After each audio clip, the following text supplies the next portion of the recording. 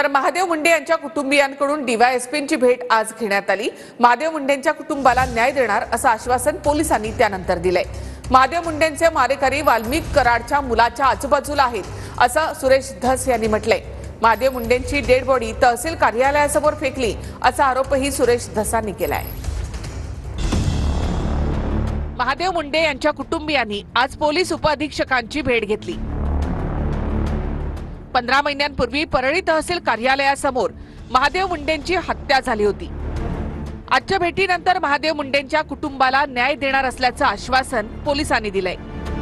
त्यांनी आश्वासन दिलं की 100% आम्ही रिझल्ट काढू, पण अजून परळीच्या पीआयनी ती फाईल पाठवली नाही। अजून त्यांचे कागदपत्र इथपर्यंत पोहोचले नाहीत केसबाबत। तर ते म्हणले वाचून पूर्ण तपास करून मी तुम्हाला सांगतो काय फॉलो करायचं काय नाही ते, आणि आश्वासन दिलं की 100% आम्ही आरोपी अटक करू।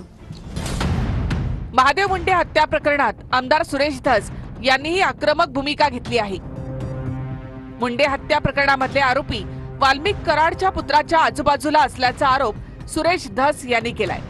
महादेव मुंडेचे हे आरोपी आजपर्यंत आकाच्या मुलाच्या अवतीभोवती फिरत होते, लगेच गायब झाले।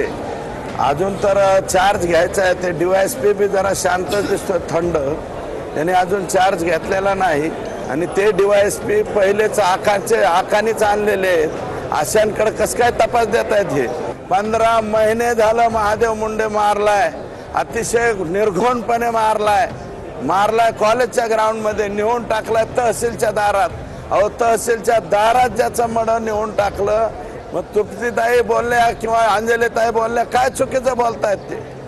इथं ज्या पद्धतीने एसपीनी यंत्रणा हलवायला पाहिजे तशी हलवत नाहीयेत एसपी। महादेव मुंडे प्रकरणी अंजली दमानिया अजित पवारांची भेट घेणार आहेत।